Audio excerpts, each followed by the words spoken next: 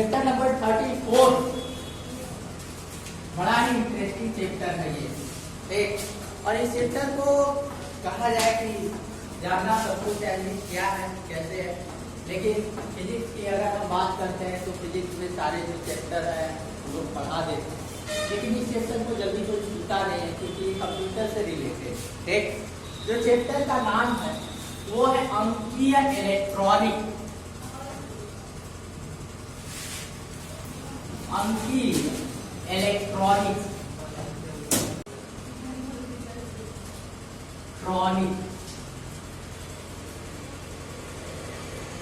जिसको अंकीय इलेक्ट्रॉनिक, एक अगर हम बात करते हैं अंक यानी क्या, ठीक। और घड़ी भी दो प्रकार की होती है, एक तो आपकी सुई वाली होती है, सुई वाली घड़ी जो होती है वो मैकेनिज्म पर कार्य करता है, उसमें अंक नहीं होता है, ठीक, अंक नहीं होता है। लेकिन जो वो डिजिटल घड़ी आती है जिसमें नंबर छपते, ठीक, उसमें क्या होते हैं, अंक होते हैं।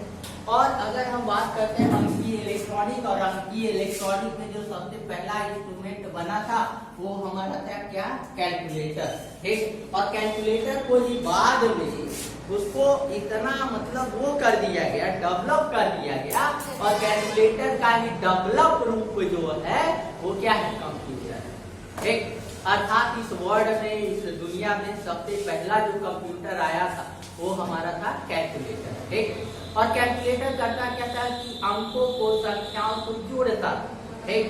अब अंकों और संख्याओं को जोड़ता कैसे था, जो हमारा कंप्यूटर या कैलकुलेटर होता है वो कुछ नंबर को ही जानता है, केवल कुछ ही नंबर को जानता है, सभी नंबर को वो जानता नहीं, ठीक। और हम लोग जो नंबर इस्तेमाल करते हैं उनको कहते हैं डेसिमल नंबर सिस्टम, क्या कहते हैं, डेसिमल नंबर सिस्टम। और डेसिमल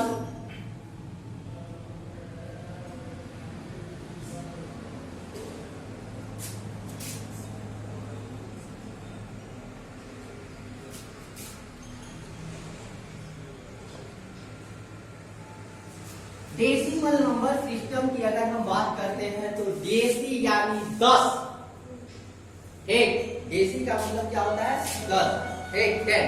और डेसिमल नंबर सिस्टम में जो अंक होते हैं वो 0, 1, 2, 3, 4, 5, 6, 7, 8, 9, कुल कितने अंक हो गए, 10। और इसी 10 अंक से मिलकर के सभी संख्याएं क्या होती हैं, बनती है। अगर हमको 1000 लिखना रहेगा, 1 लिखेंगे, 3 0 लगा देंगे, 3 0 1000 हो जाएगा। अर्थात जितनी भी संख्याएं हैं वो कितने अंक पर, उस 10 अंक से हम लिखते हैं। लेकिन जो कंप्यूटर होता है, जो कैलकुलेटर होता है, वो डेसिमल नंबर सिस्टम को नहीं जानता, ठीक। और वो जो नंबर सिस्टम जानता है उसको हम लोग कहते हैं बाइनरी, ठीक। कौन सा नंबर सिस्टम जानता है, बाइनरी।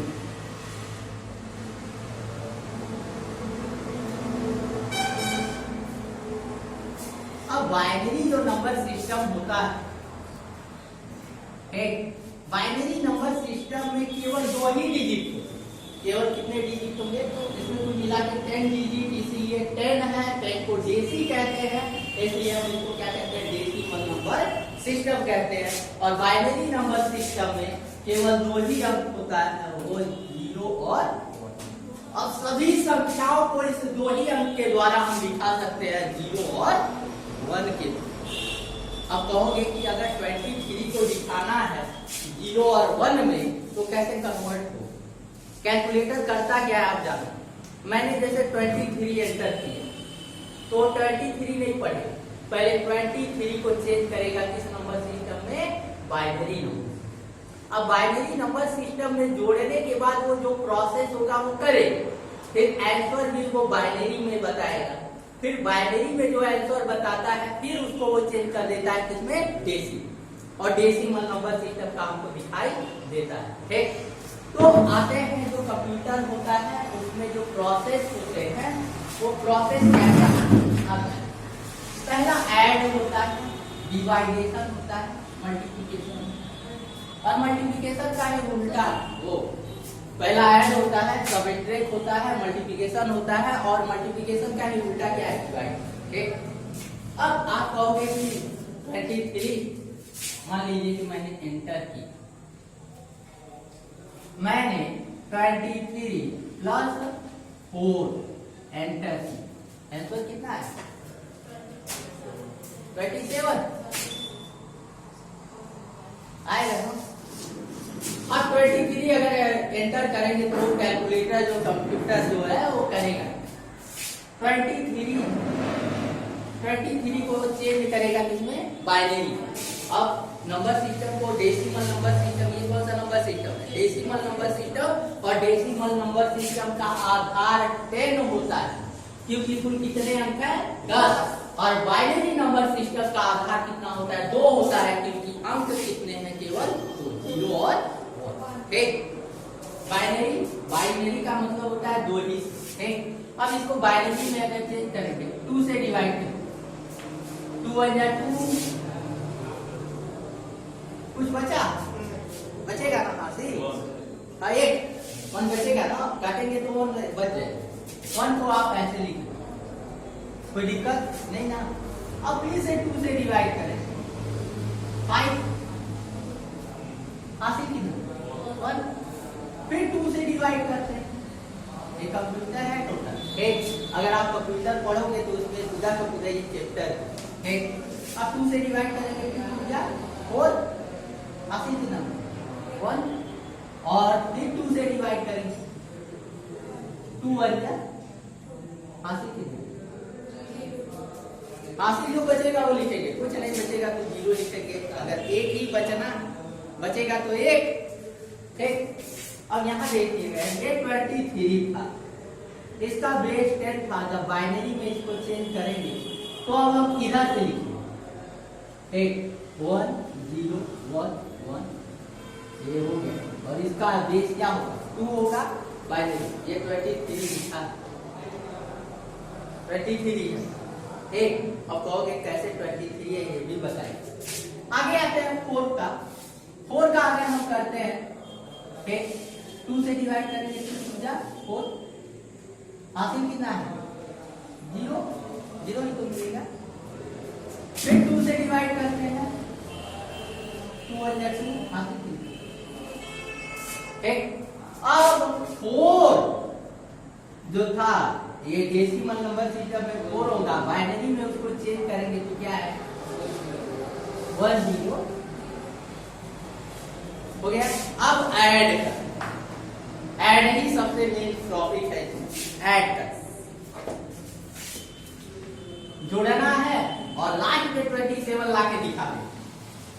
ठीक, ऐड कर 1 0 1 1 1, ऐड कितना करना है 1 0 0, ऐड जोड़ 1 0 1 1 0 1 1, ये 2 कहां से आएगा, बाइनरी नंबर सिस्टम में तो 2 आएगा ही नहीं, केवल 2 ही अंक आएंगे, या तो 0 मिलेगा या तो 1। क्या आएगा 1 1 जोड़ोगे 1 आएगा, भाई तो क्या बड़ा इंटरेस्टिंग है, 1 1 जोड़ेंगे क्या है,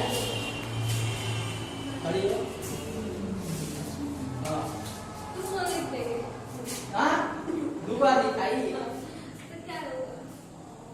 0 होगा, क्या होगा 0 चलो तो देखा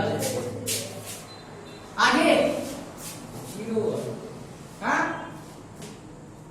आगे क्या लिखे, ऐड कर रहे हैं, जोड़ रहे हैं, कंप्यूटर कैलकुलेटर काम कर रहा है 0। यहाँ देखिए हम बताएं 1 में 0 जोड़ोगे 1, 1 में 0 जोड़ोगे 1, 1 में 1 जोड़ेंगे आएगा 1 0, क्या आएगा 1 0, 2 अंक मिलेंगे, एक 1 और एक 0। 0 हम यहाँ लिखेंगे, जो 1 होगा 1 यहाँ चला जाएगा हासिल। ठीक, और 1 में फिर 0 जोड़ोगे 1 तो इसका हासिल है जो आया हुआ है। ठीक, अब 1 में अगर 0 जोड़ते हैं क्या है जुड़ेंगे। अब कहोगे कि अब ये 27 है क्या?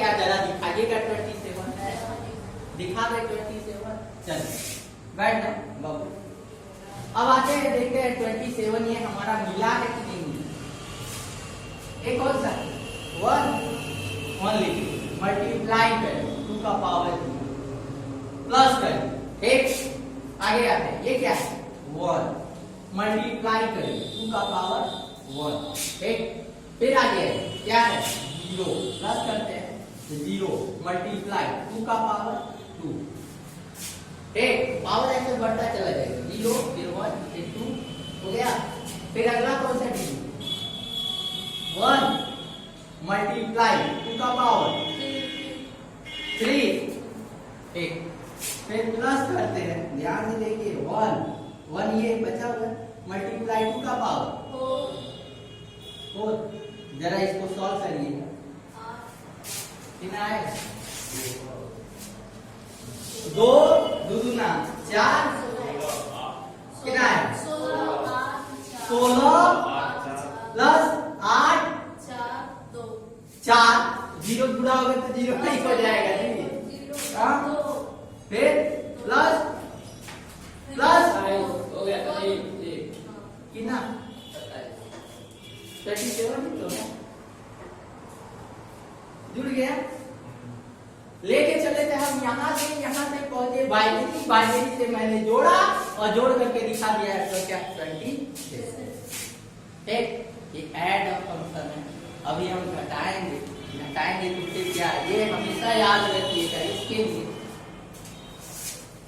1 प्लस 0 इक्वल टू 1, 0 प्लस क्या 1 इक्वल टू 1, 0 प्लस 0 करेंगे तो आएगा क्या 0, 1 प्लस 1 करेंगे तो आएगा 1।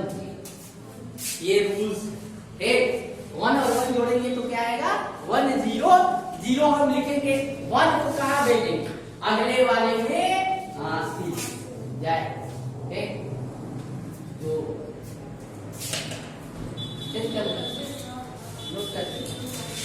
और हम बता दे रहे हैं क्वेश्चंस क्या है वो भी बता दे रहे हैं। इसमें आएगा चेंजिंग आ सकता है या ऐड करके भी आ सकता है, जोड़िए बाइनरी नंबर सिस्टम पे देगा उसको क्या करना रहेगा, ठीक। या घटाना आ सकता है या मल्टीप्लिकेशन आ सकता है। ऑफ कर देंगे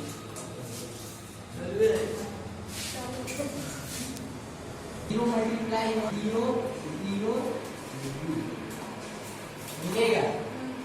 आगे चलते हैं फिर 0 से मल्टीप्लाई करेंगे 0 0 0 0, तो नियम वही तरीका वही, ठीक।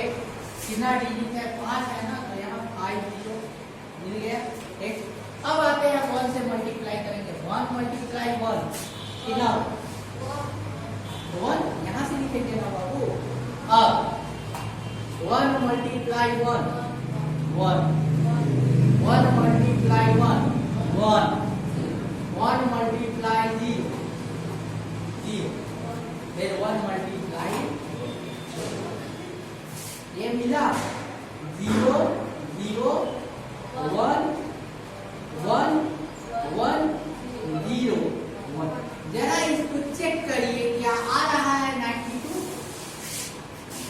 ये हमारा मिले। जरा चेक करना ये 92 लिखा है क्या, बता रहा है 92 नंबर बताएगा कि नहीं बताएगा। डिजिटल पॉइंटर या डिजिटल सिग्नल या डिजिटल सिग्नल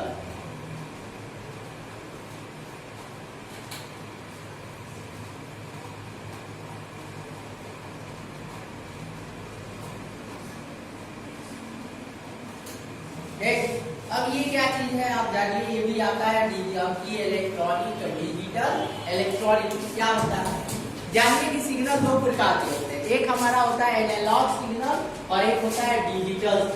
एक दो प्रकार के सिग्नल होते हैं, एक होता है एनालॉग सिग्नल और एक होता है डिजिटल सिग्नल। जो होते हैं चलते हैं वायर्स में, हम उसको क्या करते हैं भेजते हैं, ठीक। अगर वायर्स में सिग्नल को भेजते हैं तो जो सिग्नल होता है, जो डिजिटल सिग्नल होता है, तो उसके केवल दो ही मान होते हैं। कितने मान होते हैं? 2 मान। ठीक, और डिजिटल की अगर हम बात करते हैं तो पहला मान जो होता है उसका 1 होता है और जो दूसरा मान होता है वो कितना होता है? 0। अर्थात डिजिटल जो सिग्नल होता है उसमें केवल 2 ही वैल्यू होते हैं। ऐसे ये चलता है डिजिटल। ये जो अप उसको क्या कहेंगे? 1 कहेंगे, 2 अप। एक और जो डाउन रहेगा उसको हम क्या कहेंगे? 0 कहेंगे। तो डिजिटल सिग्नल में केवल 2 ही मान होते हैं, एक शिखर वैल्यू होता है और एक डीप वैल्यू होता है। एक उच्च 1 होता है और निम्न क्या होता है? 0। ठीक, और जो एनालॉग सिग्नल होता है, एनालॉग सिग्नल किस तरह से चलता है? इस तरह से। इसको हम लोग क्या कहते हैं? Analogue signal. अब एनालॉग सिग्नल की अगर हम बात करते हैं तो एनालॉग सिग्नल में 2 मान नहीं है, 2 से अधिक मान, 2 से अधिक वैल्यू आते हैं। ठीक, और 2 से अधिक वैल्यू कैसे मिलता है? अगर इस पॉइंट को अगर हम 0 माने तो ये वैल्यू हमको क्या मिला? 0 मिला। ठीक, ऊपर की चीजों को हम क्या मानेंगे? प्लस होना, और नीचे की चीज को क्या मानेंगे? माइनस। अर्थात इसमें जो ये जो सिग्नल है, इसमें सिग्नल के 2 से अधिक मान अगर है तो कौन सा सिग्नल होता है? एनालॉग। एनालॉग सिग्नल और डिजिटल सिग्नल होता है। डिजिटल सिग्नल हमेशा अच्छा होता है। अच्छा इसलिए रहता है क्योंकि जब भी ये सिग्नल अगर हम भेजते हैं, डिजिटल सिग्नल, एक डिजिटल जो सिग्नल होता है पूरी तरह से स्पष्ट रूप से जाता है। कैसा जाता है? पूरी तरह से स्पष्ट। एक जो भी इंफॉर्मेशन अगर इस सिग्नल के द्वारा अगर हम भेजते हैं तो वहाँ क्लियरिटी जो होगी, जो स्पष्टता होगी वो बहुत अधिक होगी। लेकिन जो एनालॉग सिग्नल होता है, एनालॉग सिग्नल में स्पष्टता कम। क्या होता है? स्पष्टता कम। दूसरी चीज है जो डिजिटल सिग्नल होता है, डिजिटल सिग्नल को हम दूर तक नहीं भेज, दूर तक कभी नहीं भेज पाएंगे। डिजिटल है तो हम उसको पास ही भेज सकते हैं। बहुत ज्यादा दूरी तक अगर सिग्नल को भेजना है, कोई भी सूचना को भेजना है, तब वहाँ हम डिजिटल सिग्नल का प्रयोग न करके कौन सा सिग्नल का प्रयोग करेंगे? Analogue signal. और जो एनालॉग सिग्नल होता है उसको दूर तक भेज सकते हैं। अब क्वेश्चन ये होगा डिजिटल सिग्नल कहाँ, डिजिटल पर्पज कहाँ यूज होते हैं? जैसे आप लोग देखे होंगे टीवी। टीवी पहले क्या है? अगर आपको सेट टॉप बॉक्स आ गए, सेट टॉप बॉक्स के द्वारा हम देखते हैं, लेकिन पहले अगर सेट टॉप बॉक्स नहीं था तो एंटीना लगा। अब एंटीना का तार चाहे जितना लंबा, कोई फर्क नहीं पड़ता है। और वहाँ करता क्या है? जो एंटीने के द्वारा जो सिग्नल हमको मिलता है वो एनालॉग सिग्नल होता है। और जाहिर सी बात है जब एंटीना लगता था तो वहाँ स्पष्टता कम रहता था ना, स्पष्टता कम। उस स्पष्टता को क्लियर करने के लिए जब सेट टॉप बॉक्स आया, और सेट टॉप बॉक्स आने के बाद हम लोगों ने किस सिग्नल का प्रयोग किया? Digital signal. और डिजिटल सिग्नल किसमें, किस वायर में होकर के जाता है? कौन? केबल वाला। कौन केबल वाला? तार। कौन सा तार? एक तो आता है वहां से, जैसे आपने सेट टॉप बॉक्स लगाया तो एक छतरी रहती है, उससे एक वायर आता है जो सिग्नल, वहां वो जो सिग्नल होता है वो एनालॉग सिग्नल। कौन सा सिग्नल होता है? एनालॉग। डिजिटल सिग्नल कहाँ जो आप लोग देखते हो जिसको कहते हैं एवीटीडी। एवी का मतलब होता है उसमें ऑडियो वीडियो। एवी लिखा होता है, आप देखोगे टीवी रहेगा उसमें लिखा होगा एवी, और एवी के नीचे 3 ऐसे पॉइंट रहेंगे, एक येलो कलर का होता है, एक रेड कलर का होता है, एक व्हाइट कलर का होता है। येलो जो रहता है वो आपका क्या वीडियो दिखाता है, और जो रेड और व्हाइट होता है वो ऑडियो दिखाता है। इसको हम लोग कहते हैं ऑडियो वीडियो। क्या कहते हैं? Audio video. और ऑडियो की भी बात करते हैं तो उसमें भी 2 आते हैं, एक लेफ्ट होता है, एक क्या होता है? राइट होता है। तो वहाँ जो सिग्नल यूज हो रहा है, काम कर रहा है, वो कौन सा सिग्नल होता है? डिजिटल। अर्थात डिजिटल सिग्नल। लेकिन आप कभी देखो उस वायर को क्या बड़ा कर सकते हैं?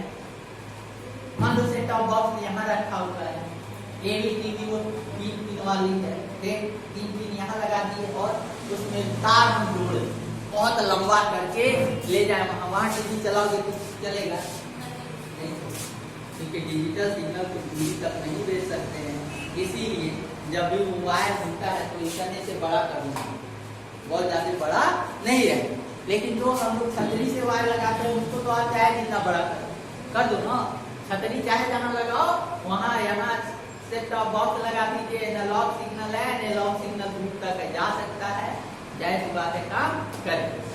तो अर्थात जो कंप्यूटर है उसमें पूरी तरह से वो डिजिटल सिग्नल पर काम, किस पर काम करता है, डिजिटल।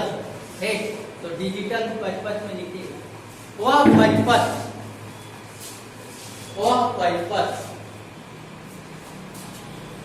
जिसमें भेजे गए सिग्नल के केवल दो मान होते,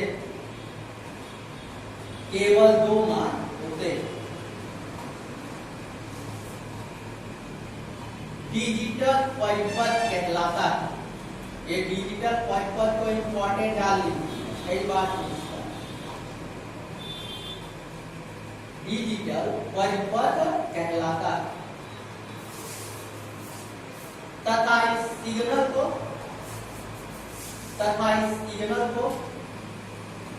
डिजिटल सिग्नल कहते हैं। और डिजिटल सिग्नल में सिग्नल के केवल कितने मान होंगे, दो, एक जीरो होता है, क्या होता है, इस सिग्नल को डिजिटल सिग्नल कहते हैं।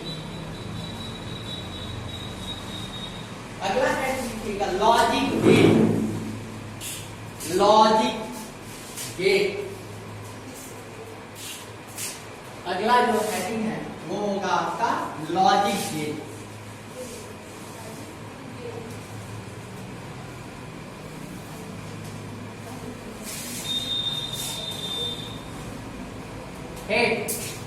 Logic gate.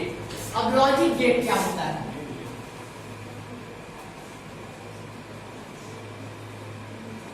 ध्यान से देखिएगा, लॉजिक गेट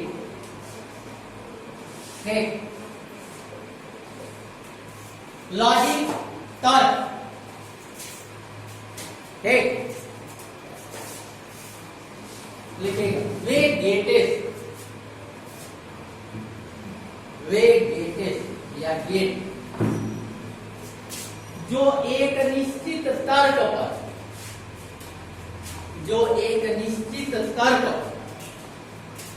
कार्य करते हैं,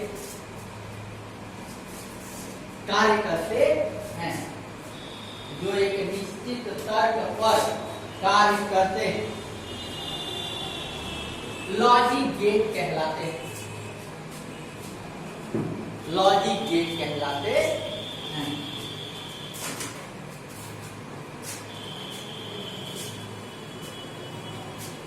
ठीक हो गया। ये एक तर्क पर काम करेगा। तर्क मतलब मान लीजिए तर्क क्या है, अगर हम गेट की बात करते हैं तो होता है और गेट। कौन सा गेट होता है, और।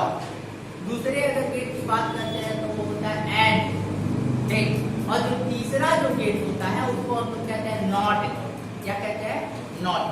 ये जो तीनों गेटेस हैं वो अलग अलग तर्क पर क्या करेंगे, कार्य करेंगे। ठीक, अब ये जो गेटेस हैं, ये गेट करता क्या है, हम लोग क्या करेंगे, इनपुट करेंगे।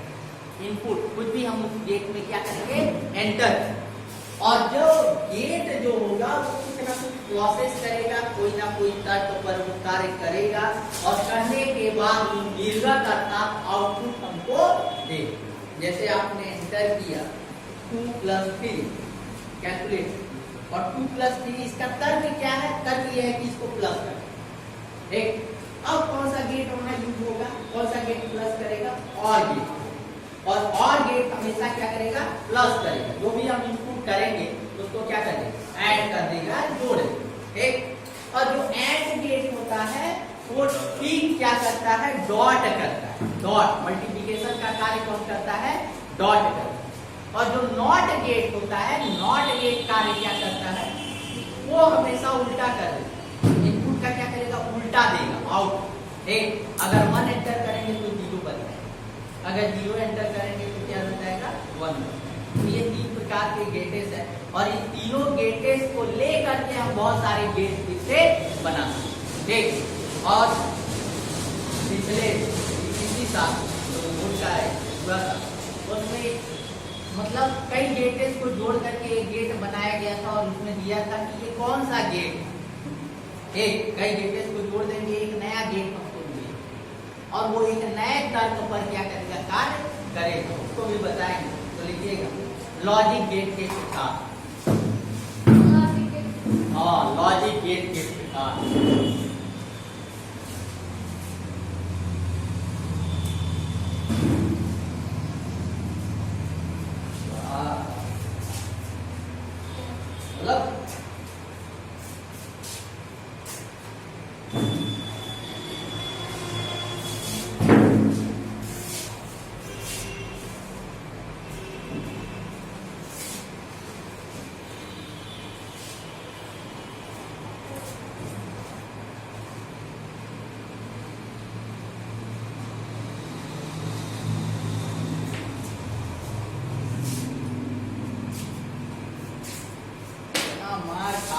गेट अनवेलिंग नहीं लिखना आ रहा है हो गया। लिखिए लॉजिक गेट निम्न 3 प्रकार के होते हैं।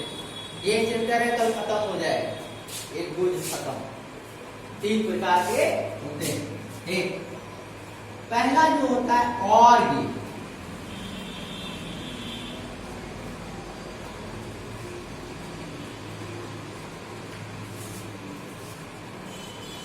और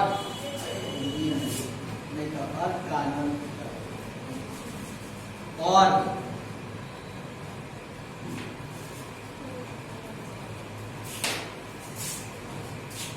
देखिए यह गेट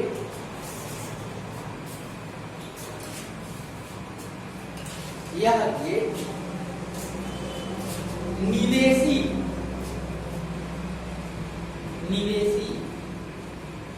के धन संक्रिया पर कार्य करता है। निवेशी के धन संक्रिया पर कार्य करता है। धन संक्रिया का मतलब है ऐड ऑपरेशन। एक क्या करेगा ऐड एक कार्य करता है। अगला लिखिएगा बुलियन व्यंजक। बुलियन व्यंजक यही सारी चीजें पूछता है। बुलियन व्यंजक किसी का भी पूछ सकता है। एक बुलियन व्यंजक बताइए एक। तो यहां लिखिएगा ऐसे लिखिएगा बुलियन व्यंजक एक लिखिए। और गेट का बुलियन व्यंजक और गेट का बुलियन व्यंजक निम्न है।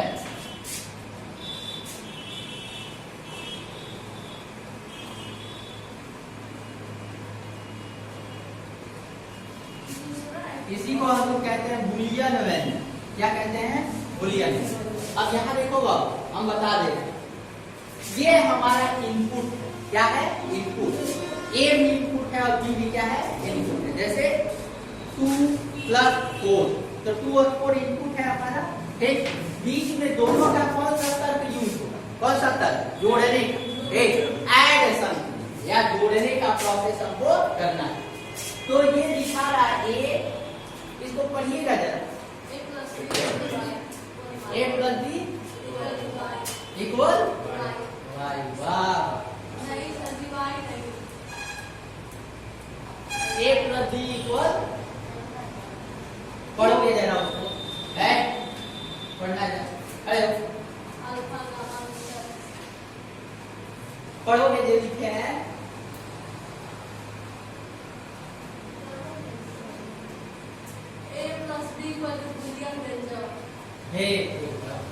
बुलियन व्यंजक है ओके पढ़ो ना।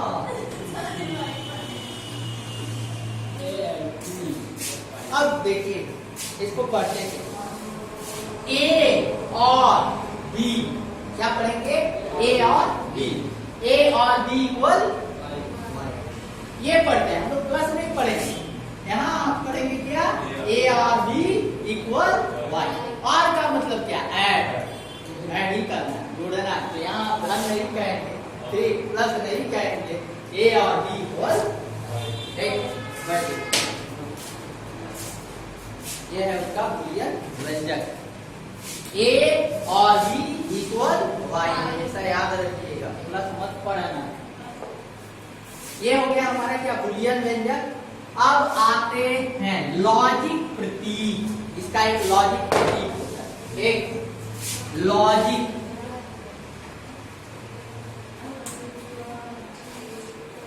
ये भी पूछता है लॉजिक प्रतीक, याद रखिएगा किसका क्या प्रतीक होता है, सिंबल क्या है। एक अब यहां देखिएगा है बब। अच्छा, इसमें इनपुट कितना होगा? और गेट में इनपुट कितना? 2 होगा, एक ये होगा और एक क्या होगा? बी होगा, एक। तो ये हमारा 2 हो गया इनपुट। ये इन हो रहा है ए और बी, ये इनपुट है। इनपुट यानी जो एंटर करते हैं, ठीक। ये हमारा हो गया और गेट। अब देखिएगा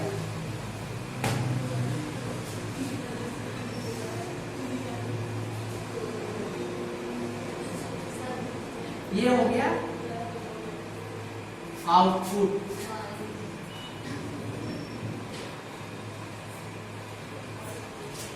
कौन सा गेट है? ये है इसका लॉजिक प्रतीक। कई बार पूछता है, ऐसे है लॉजिक प्रतीक लिखिए, एक बूलियन व्यंजक लिखिए।